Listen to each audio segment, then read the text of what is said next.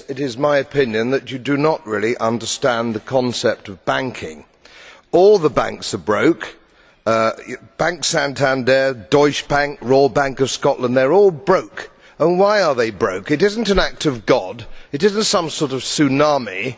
They are broke because we have a system called fractional reserve banking, which means that banks can lend money that they don't actually have. It is a criminal scandal and it has been going on for too long.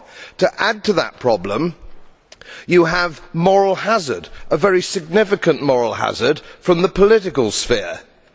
And most of the problem starts in politics and central banks, which are part of the same political system. We have counterfeiting, sometimes called quantitative easing, but counterfeiting by any other name. The artificial printing of money, which if any ordinary person did, they'd go to prison for a very long time. And yet governments and central banks do it all the time.